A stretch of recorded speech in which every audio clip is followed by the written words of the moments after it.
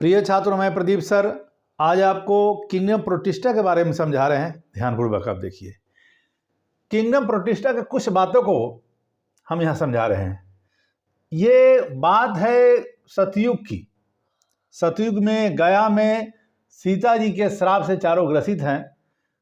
तो ये सतयुग की बात है, जब वो सीता जी, राम, लक्ष्मण जी दशरथ जी का पिंडदान करने के लिए जाते हैं गया में, उस समय की बात है। उसी पर ये कोड बना हुआ है। देखिए यहाँ पर श्राप, एस से क्या है सेक्सुअल, आर से क्या है रिप्रोडक्शन, ए से क्या है सेक्सुअल, ए से क्या है एक्वेटिक, पी से क्या है प्रोटिस्टा और सी से क्या है कनेक्टिंग लिंक, ई से क्या है यूकारियोट। ये क्या है समझिए इसको। जितने प्रोटिस्टेंस होते हैं उसमें रिप्रोडक्शन जो होता है या तो सेक्सुअल होगा या एसेक्सुअल होगा। उसके बाद ये प्राइमरीली मुख्य तौर पर ये एक्वेटिक होते हैं। पी से क्या है ये, यानी हम प्रोटिस्टा के बारे में समझा रहे हैं। सी से कनेक्टिंग लिंक, माने कनेक्टिंग लिंक है ये प्लांट, एनिमल और फंगाई के बीच में, इनको कहा जाता है कनेक्टिंग लिंक। और जितने प्रोटिस्टेंस होते हैं यूकारियोट होते हैं। ये यूकारियोट मीन्स इसमें हर चीज डेवलप होगा। ट्रू न्यूक्लियस होगा, सेल मेम्ब्रेन होगा, सेल ऑर्गेनेल अंदर में जो भी होगा सब डेवलप होते हैं। तो ये जनरली क्या होते हैं, जो भी प्रोटिस्टेंस होते हैं यूकारियोट्स होते हैं। ये पुनः हम इसको समझा रहे हैं। यहाँ श्राप से, श्राप में क्या है सेक्सुअल, आर से क्या है रिप्रोडक्शन, ए से क्या है सेक्सुअल, ए से क्या है एक्वेटिक, पी से क्या है प्रोटिस्टा, सी से कनेक्टिंग लिंक और ये यूकारियोट। तो ये आपको ये जितने प्रोटिस्टेंस होते हैं उसमें सेक्सुअल रिप्रोडक्शन होगा या सेक्सुअल होगा। ए से मेनली क्या होते हैं एक्वेटिक्स होते हैं और ये पी से प्रोटिस्टा के बारे में मतलब समझा रहे हैं। सी जो कनेक्टिंग लिंक प्लांट, एनिमल और फंगाई। और यू क्या होता है कि ये मेनली आपको जो प्रोटिस्टेंस होते हैं यूकारियोट्स होते हैं। अब ये जो बात हम लिखे हुए हैं इसके बारे में थोड़ा सा आपको समझा देते हैं। पहले तो टॉपिक हम क्लियर कर दिए। सीता जी क्या श्राप दी, क्यों श्राप दी, इसको थोड़ा समझिए। ना हम हिंदी के बारे में समझा रहे हैं, ना कोई आपको धार्मिक कथा कहानी बता रहे हैं, क्योंकि कोड बना हुआ है। इस पर थोड़ा सा हम बता देते हैं। ये श्राप क्यों दी।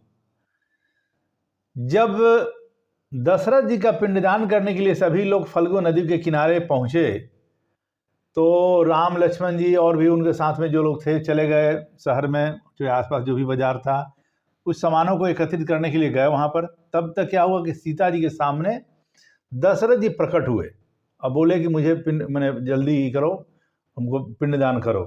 तो बोले कि नहीं अब रुक जाइए, बेटा लोग आने दीजिए। लेकिन वो नहीं माने। अंत में सीता जी पिंडदान दशरथ जी को दे देती हैं। उसके बाद वो विलुप्त हो जाते हैं।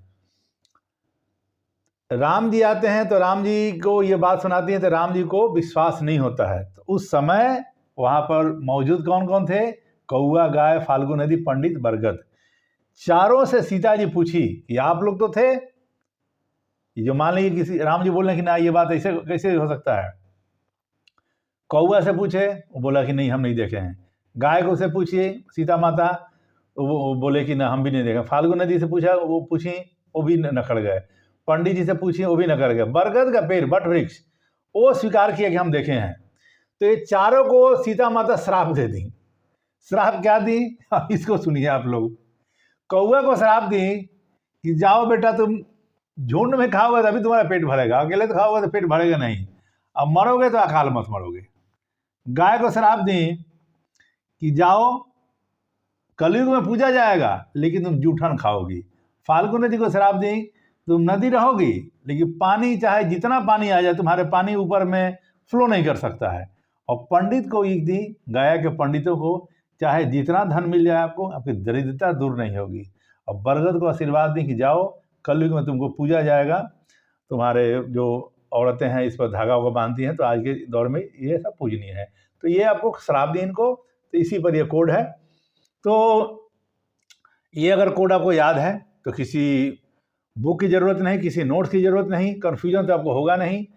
पूरे 11-12 मिलाकर 1000 कोड है। एक कोड के लिए कोई एक ही नाम हो, जैसे सीता जी का श्राप केवल यही प्रोटिस्टा में ये होगा और कहीं यूज नहीं हो सकता, क्योंकि मेरी ड्यूटी आपके कन्फ्यूजन को दूर करना। तो आज का क्लास यहीं स्टॉप करते हैं। लाइक कीजिए, शेयर कीजिए, सपोर्ट कीजिए। भविष्य में सफल इंसान बने, डॉक्टर बने, यही मेरी शुभकामना है। नमस्कार।